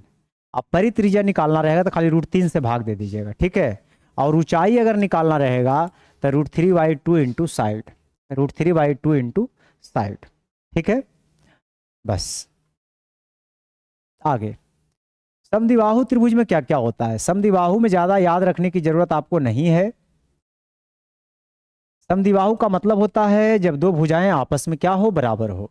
जब दो भुजाएं आपस में बराबर हो जाएगा, मान लो ये ए है ये है और इसको अगर बी मान लें, इसका जो एरिया होता है ना 1/4b √4a² minus b², 4a² minus b²। इस बात को आपको क्या रखना है, ध्यान में रखना है। दूसरी बात, अंतःवृत्त की त्रिज्या तो मैंने आपको पहले भी बोल दिया था कि किसी भी अंदर में अगर वृत्त बन रहा है उसकी त्रिज्या निकालना रहेगा तो आप क्षेत्रफल बटा क्या कर लीजिएगा, अर्ध परिमाप कर लीजिएगा। अब परित्रिज्या का एक अलग फार्मूला है, ये थोड़ा सा कीड़ा जो है यहाँ परेशान कर रहा है, आप इस चीज को समझ सकते हैं। हाँ जी, तो यहाँ पे तीनों भुजाओं को गुना कर लेना है त्रिभुज। ठीक है, तीनों भुजाओं को गुना कर लेना है और 4 गुना त्रिभुज का एरिया कर लेना है, तो ये परित्रिज्या निकल जाएगा। और ऊंचाई निकालने का ये सूत्र होता है, नहीं तो ऊंचाई निकालने के लिए हम डायरेक्ट आपको बता देंगे कि वैसे भी बराबर होता है, तो इसको याद रखने की जरूरत नहीं है, आपको डायरेक्ट सिखा दिया जाएगा। हाँ, हीरोन्स फार्मूला तो आपको पता ही होगा कि इसका एरिया होता है √s into s minus a s minus b s minus c, और जहाँ s बराबर a plus b plus c/2 होता है। इसमें तो ज़्यादा छेड़ने की जरूरत है नहीं। समकोण त्रिभुज का क्षेत्रफल आपको पता है 1/2 गुने आधार गुने ऊंचाई। हाँ, समकोण त्रिभुज के अंतःवृत्त की त्रिज्या अगर पूछेगा ना तो जरूर आप याद रखिएगा। ऐसे तो अंतःवृत्त की त्रिज्या ΔYs तो सब में काम करेगा, लेकिन अगर समकोण त्रिभुज आ जाएगा तो और अच्छी बात है। अंतःवृत्त के त्रिज्या अगर निकालना रहेगा, अंदर में त्रिज्या अगर निकालना रहेगा तो आप करिएगा क्या, ये मान लो ए है, बी है, या सी है, तो ये छोटका दोनों साइडवा को जोड़ दीजिएगा, जो हाइपोटेनस रहेगा उसको घटा दीजिएगा। ऐसा कर देने से अंतःवृत्त की त्रिज्या 1 सेकंड में निकल जाता है। लेकिन ये खास ट्रायंगल के लिए किस में, केवल समकोण त्रिभुज का अंतः त्रिज्या निकालना रहेगा तब ये काम करिएगा। और परित्रिज्या निकालना रहेगा तो कर्ण का आधा कर दीजिएगा, कर्ण का आधा कर दीजिएगा, ठीक है। और दोनों केंद्रों के बीच की दूरी यानी अंतः केंद्र और परिकेंद्र दोनों के बीच की दूरी अगर पूछेगा तो ये वाला फार्मूला का इस्तेमाल करेंगे, R square minus R 2r into are.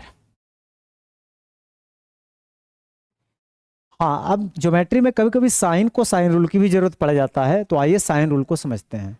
Sine rule कहता है कि मान लो ए इसका साइड है, कैपिटल ए के सामने साइड का लेंथ हमने स्मॉल ए मान लिया, उसी प्रकार कैपिटल बी के सामने स्मॉल बी मान लिया, कैपिटल सी के सामने स्मॉल बी। ये फार्मूला होगा ए बटे इसके एंगल जो है साइन ए, फिर बी बटे साइन बी, फिर सी बटे साइन सी, और ये बराबर होगा ट्वाइस ऑफ आर के।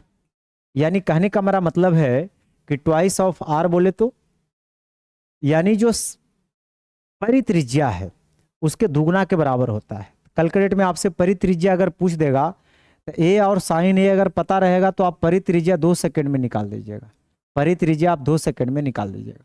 तो ये फार्मूला को आपको क्या रखना है, ध्यान में रखना है। आगे होता है कोसाइन रूल।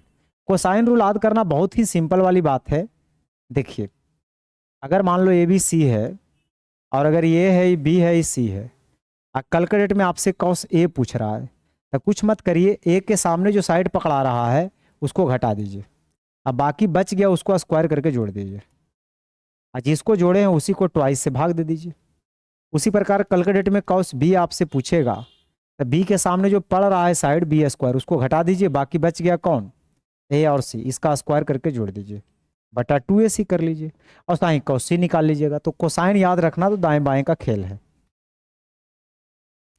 समबाहु त्रिभुज के अंदर अगर कोई पॉइंट है और इस पॉइंट से 3 गो शीर्षलंब खींचा जाएगा तो तीनों शीर्षलंबों का जो योग होगा एगो बड़का ऊंचाई के बराबर होगा। अब बड़का जो ऊंचाई होता है उसका सूत्र होता है निकालने का √3/2 इंटू साइड, जो कि अभी मैंने आपको बताया। तो ये बात को आपको ध्यान में रखना है समबाहु त्रिभुज में। हाँ जी, देखिए ये याद रखना जरूरी नहीं है क्योंकि ज़्यादा मैं ही खुद मना करता हूँ कि ज़्यादा याद करने की जरूरत नहीं है। जब ऐसा वाला सवाल आएगा तो वहाँ पे वैल्यू पुट करके हम आपको विदिन सेकेंड सिखा देंगे कि किस तरीके से जो है किया जाता है। ऐसे आप याद रखना चाहें तो अच्छी बात है।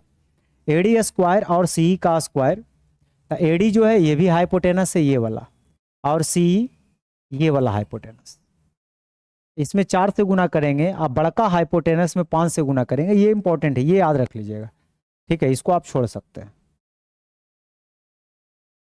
आगे, हाँ, अगर कोई ट्रायंगल में मान लो इस तरह से काट रहा है कि यहाँ पर 90 डिग्री का एंगल बना रहा है, तब भी आप याद रख सकते हैं कि AB का स्क्वायर प्लस AC का स्क्वायर 5 गुना BC के स्क्वायर के बराबर है। तो ये जो होता है ना, ये थोड़ा सा अच्छा है, तो इसको आप ध्यान में रखेंगे। त्रिभुज के माध्यिकाओं की लंबाई दी गई हो तो त्रिभुज का क्षेत्रफल जो होगा 4/3 गुना माध्यिकाओं से बने त्रिभुज का क्षेत्रफल। यानी माध्यिकाओं से जो त्रिभुज का क्षेत्रफल बन रहा है अगर उसका एरिया पता हो तो उसमें 4/3 से गुना कर दीजिएगा तो आप पहुंच जाइएगा ओरिजिनल त्रिभुज का एरिया, और अगर 3/4 से गुना कर दीजिएगा तो माध्यिका से बनने वाले त्रिभुज का एरिया निकाल दीजिएगा। बात समझिए, तो इस बात को भी आप ध्यान में रखेंगे। अब आते हैं सर्कल के पास। सर्कल के पास क्या क्या है सीखते हैं। सर्कल के पास पहला कॉन्सेप्ट कहता है कि अगर कोई चाप आप ले रहे हैं तो इस चाप के द्वारा एक ही वृत्तखंड में आप कोण बना रहे हैं। मान लो आप यहाँ बना रहे हो और यही चाप से आप यहाँ बना रहे हो, तो ये सब एक ही वृत्तखंड में बन रहा है। या मान लो किसी ने यहाँ बना दिया, तो ये सबका लेंथ है, सबका जो एंगल का जो माप होगा वो आपस में क्या होगा, बराबर होगा। पहला पॉइंट को क्लियर करेंगे। वृत्त के व्यास को आधार लेकर परिधि पर बनाया गया कोण हमेशा समकोण होता है, यानी अर्धवृत्त का कोण समकोण होता है। यानी यहाँ से अगर आप कोण बनाते हैं परिधि पर तो ये जो बनेगा 90 डिग्री। ठीक उसी प्रकार से यहाँ से भी आप यहाँ पे अगर बनाइएगा तब भी ये कितना बनेगा, 90 डिग्री बनेगा। अब कहता है कि अगर दो जीवा अगर एक दूसरे को मान लो ई पर काट रहा है, तो इसमें एक फार्मूला होता है ए ई से पढ़ना चालू करिए, ई ए गुना ई बी, ई ए गुना ई बी, और इधर ईडी गुना ई सी, ईडी गुना ई सी, ये आपस में बराबर होगा। ये अंदर भी काट सकता है, बाहर भी काट सकता है, बाहर भी काटेगा तब भी ऐसा ही पढ़िएगा। ई से पढ़ना चालू करिए, ई से जाइए पहले बी के पास, फिर ई से जाइए ए के पास, बराबर होगा ई से जाइए डी के पास, और ई से जाइए सी के पास।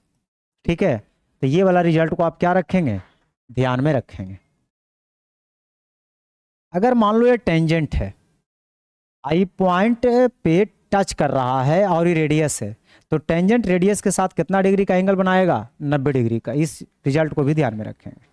मान लो यहाँ पर पी ए और पी बी दो टेंजेंट खींचा गया है और ये रेडियस है, तो टेंजेंट रेडियस के साथ जो एंगल बनाता है मेरे मित्र, वो कितना डिग्री का बनाता है, 90 डिग्री का। आइए दोनों टेंजेंट का लेंथ आपस में क्या होता है, बराबर होता है। और अगर यहाँ से इसको ज्वाइन कर दीजिएगा ना, यहाँ से इसको ज्वाइन कर दीजिएगा, तो ये एंगल इसके बराबर होगा, ये एंगल इसके बराबर होगा, ये भी याद रखिएगा। और इसमें एक चीज़ और याद रख लीजिएगा कि ए पी बी और ए ओ बी ये सप्लीमेंट्री बनाता है, मैंने कितना डिग्री बनाएगा, तो 180 डिग्री बनाएगा। ठीक है, तो ये सारा बात को आप क्या रखेंगे, ध्यान में रखेंगे। एक फार्मूला और है कि अगर ये टेंजेंट है, ये टेंजेंट लाइन है, और ये अगर सिकेंट है, आई मान लो बी पर इंटरसेक्ट कर रहा है, ये ए पर इंटरसेक्ट कर रहा है, तो यहाँ से याद क्या रखना है कि पी टी का जो स्क्वायर होगा, पी से लेकर ए तक जाइए पी ए, और फिर पी से जाइए बी तक पी बी। ये फार्मूला बड़ा ही इंपॉर्टेंट फार्मूला है, इस फार्मूला को आप क्या रखेंगे, ध्यान में रखेंगे, समझे। अगली बात, अगर मान लो कि ये टेंजेंट है, ठीक है, और ये कॉर्ड है, जीवा है, तो टेंजेंट जीवा के साथ जितना एंगल बनाएगा, यही जीवा के द्वारा वृत्त खंड में बनाया गया कोण आपस में बराबर होगा। मान लो यहाँ थीटा बना रहा है, तो ये भी क्या बनाएगा, थीटा बनाएगा।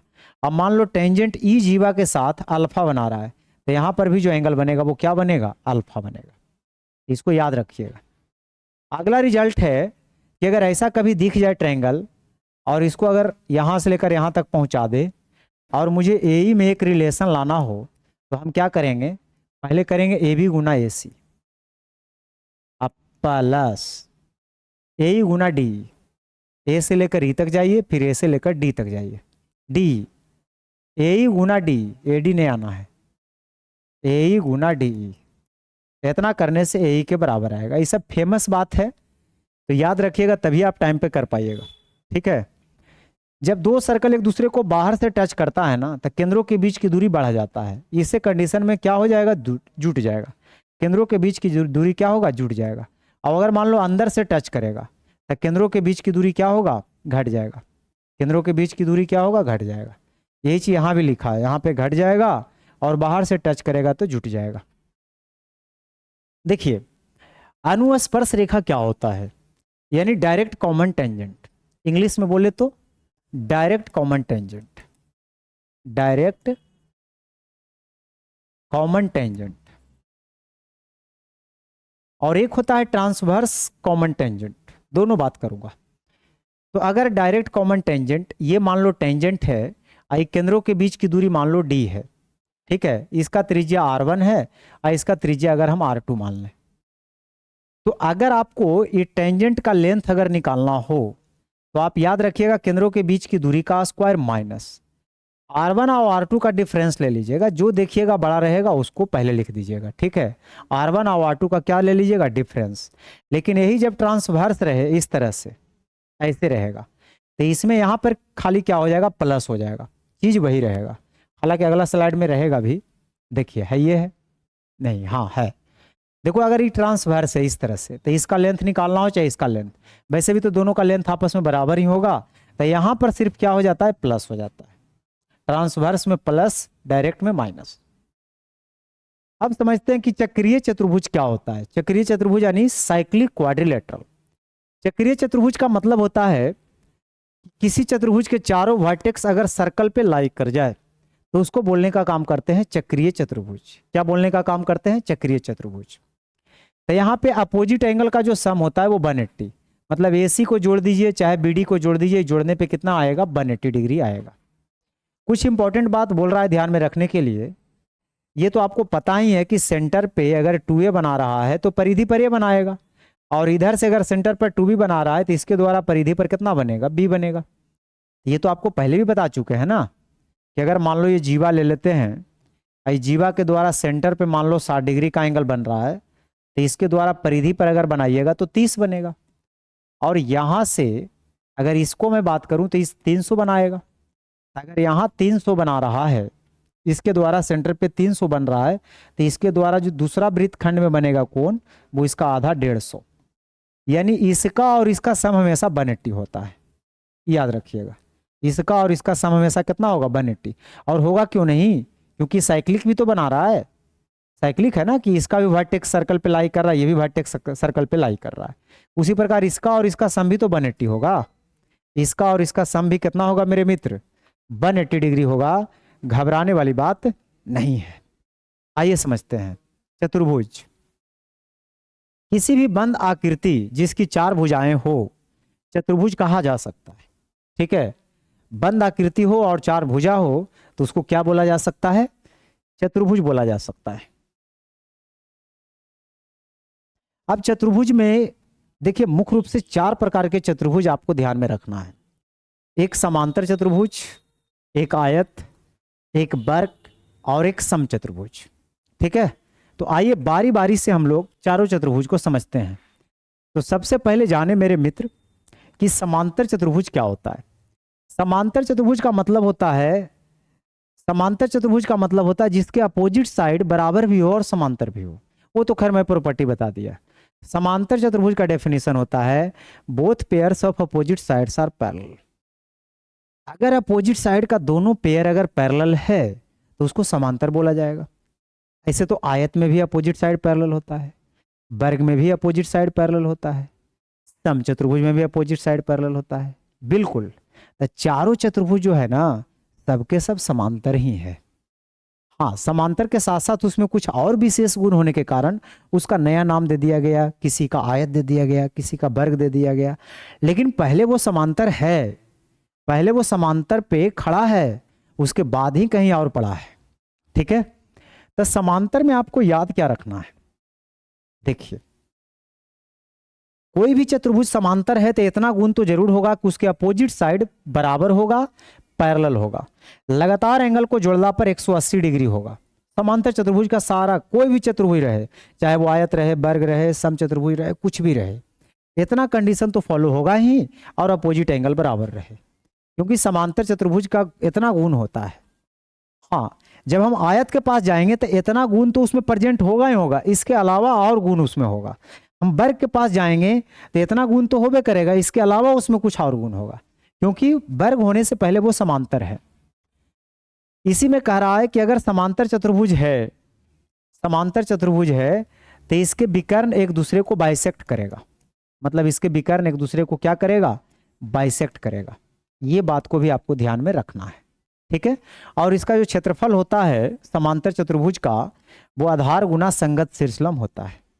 चाहे वो कोई भी समांतर चतुर्भुज हो जाए, अगर वर्ग का भी क्षेत्रफल कोई पूछेगा तो हम कहेंगे वर्ग पहले समांतर चतुर्भुज है और उसका क्षेत्रफल होगा आधार गुना संगत शीर्षलम। वो अलग बात है कि आधार भी ये है, शीर्षलम भी ये है, तो मिलकर के ए स्क्वायर बना दिया, लेकिन पहले वो समांतर चतुर्भुज है। अगला बात कहता है कि चारों भुजाओं के जो वर्गों का योग होगा, चारों भुजाओं के जो वर्गों का योग होगा उसके दोनों विकर्णों के स्क्वायर के सम के बराबर होगा। हाँ, एक इंपॉर्टेंट रिजल्ट है, इसको आप ध्यान में रख लीजिएगा। वर्ग, आयत और समचतुर्भुज सभी के सभी क्या होते हैं, समांतर चतुर्भुज होते हैं। सभी आयत समांतर चतुर्भुज है, लेकिन सभी समांतर चतुर्भुज आयत नहीं है। हाँ, लेकिन आयत कह दिया है तो पहले समांतर चतुर्भुज है, मैं पहले ही बोल चुका हूं आपको। ठीक है, अगली बात अब कहता है समलंब चतुर्भुज। समलंब के बाद आगे समांतर तो रहना चाहिए, है ना, आगे होगा, घबराना नहीं है, सब कुछ होगा लेकिन थोड़ा सा आगे पीछे होगा। ठीक है, तो आइए पहले समलंब को ही सीख लेते हैं। समलंब यानी ट्रेपीजियम। समलंब तो एक बच्चा को भी पता है कि जिसके एक ही पेयर अपोजिट साइड का पैरेलल होता है तो उसे बोलने का काम करते हैं समलंब चतुर्भुज यानी ट्रेपीजियम। ठीक है, तो ये आपस में क्या होता है, पैरेलल होता है। इसमें तो अभी कुछ प्रॉपर्टी आया नहीं है। हाँ, इसका एरिया होता है 1/2 गुने समांतर भुजाओं का योग गुना ऊंचाई। अब आता है कि यदि ई एडी का मध्यबिंदु हो समान समलम्ब में, अगर ई जो है एडी का मध्यबिंदु है, एफ जो है बीसी का मध्यबिंदु है, तो मध्य बिंदु के ज्वाइन करने से अगर ई एफ का लेंथ कभी आपसे पूछ देगा तो ए बी और डी सी के लेंथ को सम करके हाफ कर देना है। मान लो कैलकुलेटर में इसका 50 दे दे लेंथ, इसका 30 दे दे, पूछ दे ई एफ कितना होगा, कब जब मिड पॉइंट रहेगा तब, तो 50 30 80 के आधा कितना हो जाएगा, ये 40। तो ये सब छोटा मोटा रिजल्ट आप ध्यान में रखेंगे तो बहुत मजा आएगा। दूसरी बात, आपसे पूछ देगा ये वाला खाली लेंथ बताओ, खाली ये वाला लेंथ पूछ देगा, तब आप क्या करिएगा, यानी पी क्यू का लेंथ। अगर पी क्यू का लेंथ पूछेगा तो इसका डिफरेंस ले लीजिएगा, तो यहां से लेकर यहां तक निकल जाएगा। ये दो इंपॉर्टेंट रिजल्ट है जो कि दोनों रिजल्ट को आप क्या रखेंगे, ध्यान में रखेंगे। अब आते हैं समचतुर्भुज के पास। समचतुर्भुज का मतलब होता है कि देखिए, बात अगर समचतुर्भुज की जा रही है तो समचतुर्भुज होने से पहले समांतर है, और समांतर में जितना गुण है समचतुर्भुज में तो उतना है ही है सबसे पहले। इसके अलावा इसमें गुण क्या है, इसके विकर्ण तो खैर समद्विभाजित करेगा ही करेगा, लेकिन 90 डिग्री पे करेगा। कितना पर करेगा, 90 डिग्री पे करेगा, और प्रत्येक साइड इसका आपस में क्या होगा, बराबर होगा, और इसका एरिया 1/2 गुने डायगोनल का प्रोडक्ट होगा। अब बाकी देखिए, ये वाला बात तो उसमें भी आपको बोला गया था, समांतर में इतना गुण होवे करेगा, ये सब यही गुण प्रॉपर्टी फॉलो कर रहा है। हाँ, ये इसमें एक्स्ट्रा बात है, ये वाला बात कि जो चारों भुजाओं, ये एक्स्ट्रा बात क्या है, उसमें भी तो वही था ना समांतर में, कि चारों भुजाओं के वर्गों का जो योग होगा दोनों डायगोनल के स्क्वायर के सम के बराबर होगा। अब इसमें चारों भुजा बराबर है तो 4a स्क्वायर बराबर d1 का स्क्वायर प्लस d2 का स्क्वायर हो गया। ठीक है, अगला पॉइंट, विकर्ण एक दूसरे को 90 डिग्री पे काटता है, विकर्ण एक दूसरे को विभाजित करते हैं और बराबर क्षेत्रफल के 4 समकोण त्रिभुज बनाते हैं। हाँ, ये इंपॉर्टेंट बात है कि इसका क्षेत्रफल, इसका क्षेत्रफल, इसका क्षेत्रफल और इसका क्षेत्रफल, ये सबका क्षेत्रफल आपस में क्या होता है, बराबर होता है। तो कुछ बातें जो है समझना बहुत जरूरी है। प्रत्येक का अगर क्षेत्रफल पूछ देगा हमसे कोई कि प्रत्येक का क्षेत्रफल, तो पूरे क्षेत्रफल का 1/4 होगा, क्योंकि जब सभे आपस में बराबर है और किसी एक का निकालना रहे तो पूरे क्षेत्रफल अगर पता रहे तो उसमें 4 से भाग दे देंगे तो एक का एरिया हमें निकल जाएगा। इसके विकर्ण बराबर नहीं होते हैं। आगे कहता है वर्ग के बारे में। देखिए, वर्ग में भी क्या होता है, विकर्ण 90 डिग्री पे काटेगा, लेकिन इसमें खास बात क्या होता है जो समचतुर्भुज में नहीं होता है, खास बात यह होता है कि इसका प्रत्येक एंगल कितने डिग्री का होता है, 90 डिग्री का होता है। तो ये सब तो उसी वाला गुण है, इसमें तो कोई दिक्कत नहीं है, लंबवत समद्विभाजित करता ही है, तो इसमें खास कुछ है नहीं। आगे बहुभुज के बारे में समझते हैं, जिसमें बहुत सारे भुजा होता है। बहुभुज का मतलब ये नहीं समझना कि उसमें बहुत सारे भुजा होगा, त्रिभुज भी बहुभुज है, चतुर्भुज भी बहुभुज है, पंचभुज भी बहुभुज है, यानी 3 भुज से स्टार्ट होता है वो सब बहुभुज हो जाता है। ठीक है, अब बहुभुज में 2 प्रकार के बहुभुज होता है, एक तो सिर्फ बहुभुज होता है और एक जो होता है सम बहुभुज होता है। जब सम बहुभुज की बात करेगा यानी रेगुलर पॉलीगन की बात करेगा, एगो पॉलीगन की बात करेगा, इरेगुलर पॉलीगन, एक रेगुलर पॉलीगन। रेगुलर पॉलीगन का मतलब होता है जिसकी सभी भुजाएं आपस में बराबर हो, जिसकी सभी भुजाएं आपस में बराबर हो, तो वो कहलाता है रेगुलर पॉलीगन। ठीक है, आप समझिए। अब बहुभुज 2 प्रकार के होता है, एक कॉन्वेक्स और एक कॉनकेव। कॉन्वेक्स में क्या होता है, प्रत्येक एंगल 180 डिग्री से कम होता है, हर एक एंगल 180 डिग्री से कम होता है। और कॉनकेव पॉलीगन में क्या होता है कि एक एंगल, कम से कम एक एंगल 180 से क्या होता है, ज्यादा होता है। बहुभुज के सभी कोणों का योग अगर पूछेगा तो आपको एक फॉर्मूला याद रख लेना, n-2 गुना 180 डिग्री। फार्मूला बहुत जगह क्या करता है, उसमें 90 डिग्री लगा करके यहाँ 2n-4 कर देता है और इंटू 90 डिग्री कर देता है, लेकिन मैं ज्यादा सुगम मानता हूं। अगर अंदर और बाहर बनने वाले एंगल का जब सम करते हैं तो हमेशा कितना डिग्री होता है, 180 डिग्री होता है। ये तो दूसरा वाला होगा, ये वाला बाह्य कोण और आंतरिक कोण 180 डिग्री होता है। सभी बाह्य कोणों का योग जो होगा वो 360 डिग्री होगा, चाहे वो किसी भी प्रकार का बहुभुज रहे। बाहर में अगर 1,00,000 एंगल भी बन रहा है तो सारे एंगल का जोड़ हमेशा कितना होगा, 360 डिग्री। और सभी अंतःकोणों का योगफल का फॉर्मूला तो मैंने बता ही दिया। और एक और इसमें नया फॉर्मूला याद रख लीजिएगा कि विकर्णों की संख्या निकालने के लिए n into N minus 3/2 formula का यूज करते हैं। यानी कल के डेट में कोई पूछ देगा कि रेगुलर हेक्सागन है, बताइए उसमें कितना विकर्ण बनेगा, तो n के जगह 6 पुट कर लीजिएगा, तो 6 में से 3 जाएगा, 3 छक 18/2 यानी 9। कोई कहेगा डेकागन में कितना पॉलीगन कितना डायगोनल होगा, तो n के जगह 10 पुट कर लीजिए। तो ये वाला फार्मूला आप ध्यान में रखिएगा, ठीक है। अगली बात वैकल्पिक खंड पर में अल्टरनेट सेगमेंट थ्योरम।